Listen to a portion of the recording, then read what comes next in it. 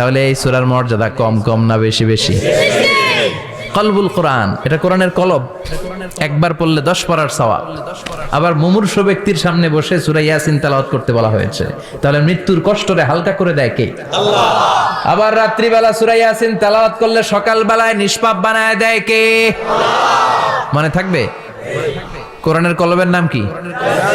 ভুলে যাবেন না তো? বেশি বেশি তেলাওয়াত করতে রাজি আছেন? সকাল সন্ধ্যা তেলাওয়াত করবেন তো? সূরা ইয়াসিন ছাড়াও এই সূরার অনেকগুলো নাম তাফসীর গ্রন্থে পাওয়া যায়। এই সূরার একটা নাম হচ্ছে সূরাতুল কাদিয়া। সূরাতুল কাদিয়া, তাকদি হাজাতা কারিইহা। যে এই সূরা তেলাওয়াত করে ওই তেলাওয়াতকারীর যে হাজত আছে, প্রয়োজন আছে, এই সূরার বরকতে আল্লাহ তার প্রয়োজন পূরণ করে দেয়। আমাদের জীবনে প্রয়োজন আছে না নাই? কার কাছে চাইবো? বিপদে পড়লে কারে বলবো? আমরা বিপদে পড়লে প্রথমে শেয়ার দেই ফেসবুকে। কোথায় শেয়ার? আগে শেয়ার দিব কার কাছে? মনে থাকবে? বিপদে পড়লে ফেসবুকে শেয়ার দিব না, বন্ধুরে শেয়ার করব না, বউয়ের কাছেও পরে শেয়ার করব, আগে শেয়ার করব কার কাছে? মনে থাকবে? এজন্য বিশ্বনবী বলতেন এই সূরার নাম সূরাতুল কাদিয়া, মানুষের হাজত পূরণ করে দেয়। এই সূরা তেলাওয়াত করে যদি আপনি আল্লাহর কাছে কোনো বিপদ থেকে পানা চান অথবা কোনো প্রয়োজন নিয়ে দোয়া করেন, সূরার বরকতে প্রয়োজনটা পূর্ণ করে দেয় কে? আল্লাহ। কেউ যেটা পারে না পারে কে? আল্লাহ।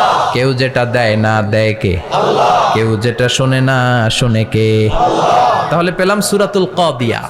আরেকটা নাম আছে সূরার, সেটা হচ্ছে সূরাতুল আযীমা, সুমহান সূরা।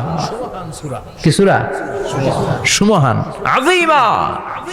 এই আযীম আর আযীমা এই শব্দ দুইটা অনেক দামি, আল্লাহ যে কোনো জায়গায় ব্যবহার করেন নাই। বিশ্বনবীর চরিত্রের উপমা দিতে যে আল্লাহ আযীম শব্দ বলেছেন, তাই না? রব্বুল আলামিন বলেন ওয়া ইন্নাকা লাআলা খুলুকিন আযীম। ও নবী, সাধারণ কোন চরিত্র আপনারে আমি দেই নাই, আপনারে আমি দিয়েছি আযীম একটা চরিত্র, খুলুকুন আযীম। And verily indeed you are on a very good standard of character. অসাধারণ চরিত্র দিয়েছে। বিশ্বনবীর চরিত্র বুঝাতে যে আল্লাহ কি শব্দ ব্যবহার করেছেন? কথা বলে না, তাফসীর শিখে যেতে হবে। কোন শব্দ ব্যবহার করেছেন? আযীম।